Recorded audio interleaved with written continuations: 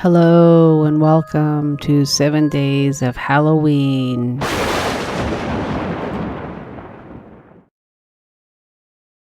Hi everyone, it's Monica and welcome back to day 5 of our 7 Days of Halloween. Well, today we're going old school and I pulled out some old stamps because I think it's really important that we pull out old Halloween stash. As I said in the last video, we have a very limited time of Halloween crafting, so it's important that we get the most out of our stamps. And the design that I'm doing today can work with any of your stamps. Really, all you need to have is a focal point, some sort of character, either a zombie or a skeleton, perhaps an apothecary, pharmacist, anything that will create a focal point, because what we're going to be doing is we're going to be making little kind of like trading cards, but really it's just a tag that you can stick in Halloween candy, perhaps give these out to your coworkers, just something really fun to just say happy Halloween. So what I did is I just pulled out some of my old stamps and I just kind of perused them thinking what I could use. As you can see in my prototype, I used the skeleton with the top hat, and then I also used the pharmacist. But I wanted to show you that you can really make these with any of your stamps that have characters. So I went ahead and I pulled out a couple of stamps, and I'm using the vampire. And I'm using the witch, and these are old stamp sets. The witch is really, really old. It comes from the set. Let me just pull it out here. It comes from the set called Retro Halloween, and it's CMS 092. And then the vampire comes from Monster Reunion. So if you remember these were really, really old stamp sets. So I went ahead and I cut out a rectangle, and you can use any of your dies. If you don't have a die that's a rectangle, you can go ahead and just cut it out using, scissors or perhaps a trimmer. The size of the piece that I'm working with is 2.5 by a little less than 4, about 4. So 2.5 by 4, and that's really what I'm using for my base. And then all I'm doing is I'm just creating some background. I'm using just some ink that I had on one of my daubers, and I think the ink was from a Scorched Timber ink pad. And then I'm just spraying it with some of my spritz ink. So just really, really simple. Just kind of create some grunge in the background so it's not completely white.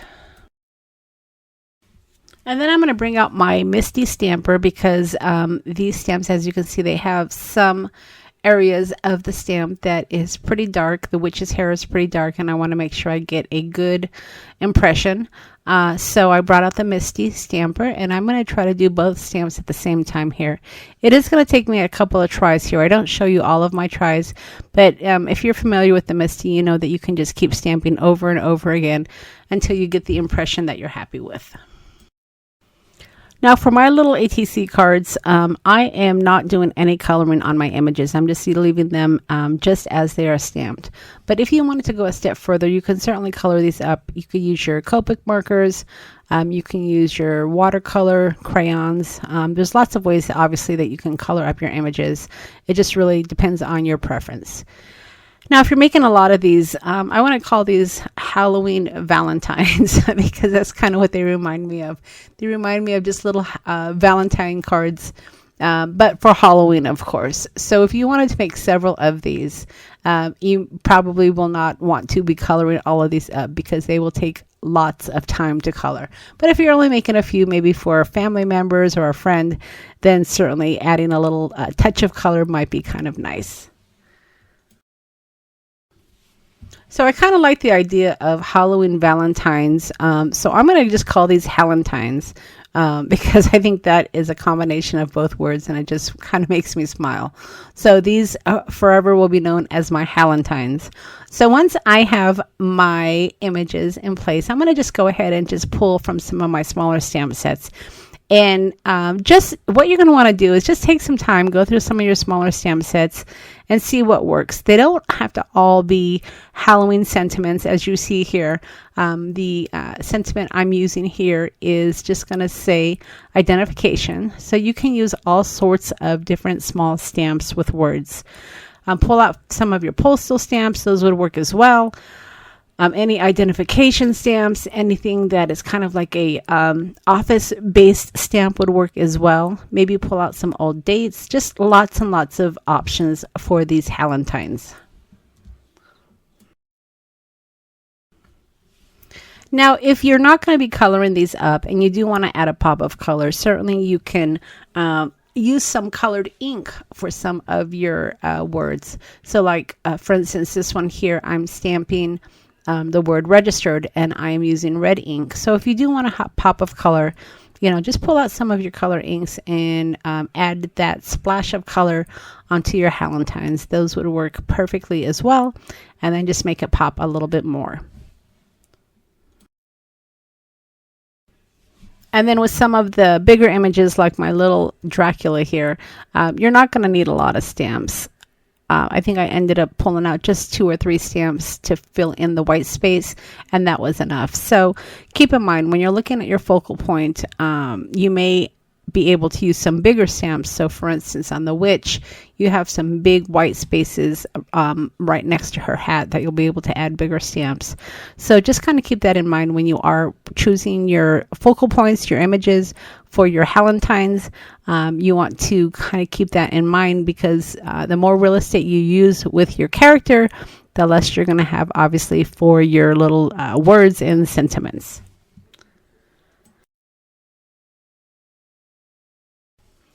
And then, of course, once you're happy with all of your little words that you've added, then you're going to get your distress ink. And again, I've been using the Scorched Timber only because I cannot find my walnut stain. It is still lost on my desk, but I will find it after this series. So I've been resorting to using my Scorched Timber, which is perfectly fine as well. And I use the Scorched Timber along with my blending tool to just edge up the whites of the cards, just to give them a little bit more shadow effect and some grunge.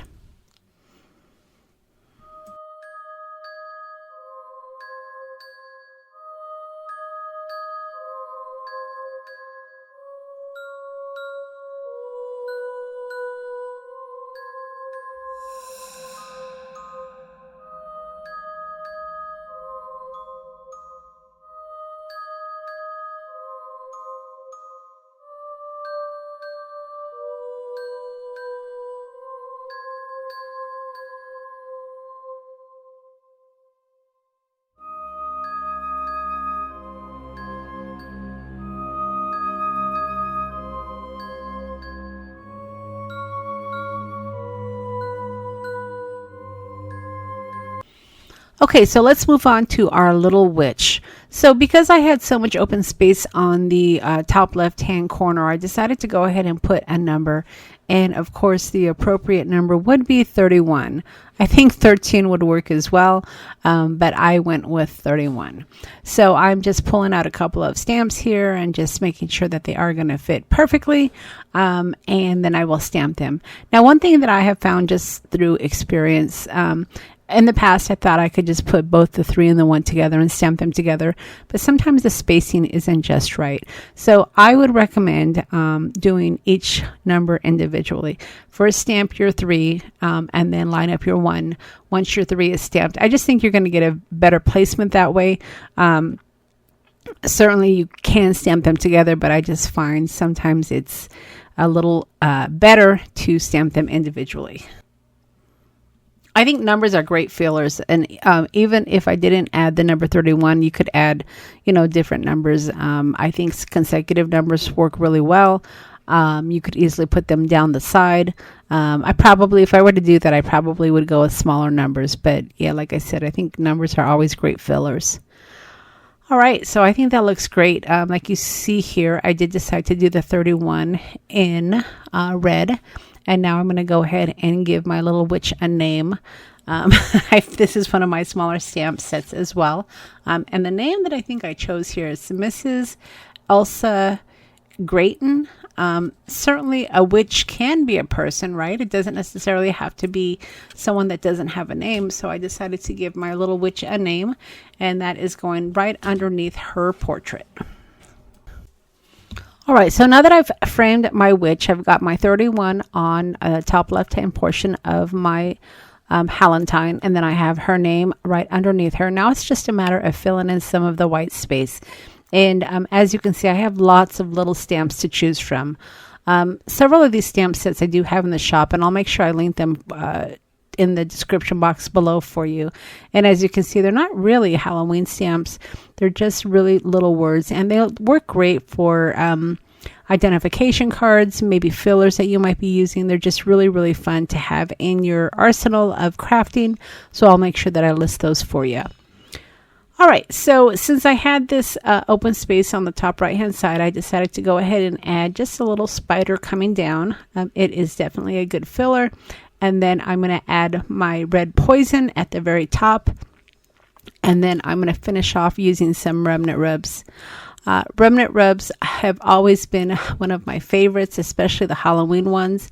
And if you've seen some of my YouTube lives, you know that I complain that Tim needs to bring some more of these Halloween remnant rubs back.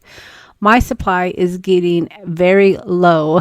I've been hoarding these forever, and I am finally using them just because I love them so much, and I think they work great for any type of little identification cards or just fillers in your cards. I just love the little words. So my supply is getting really, really low. So hopefully Tim will offer up some more next Halloween, because I know his Halloween release has already come out for this year. Now, if you don't have any remnant rubs or you don't have any tiny stamps, keep in mind that if you have stamps that just don't quite fit on your Hallentines, you can certainly stamp off of the edge. So don't hesitate about having partial stamps on these, because I think having partial stamps, especially when you're looking at postmarks or anything round, I think it looks great on your design.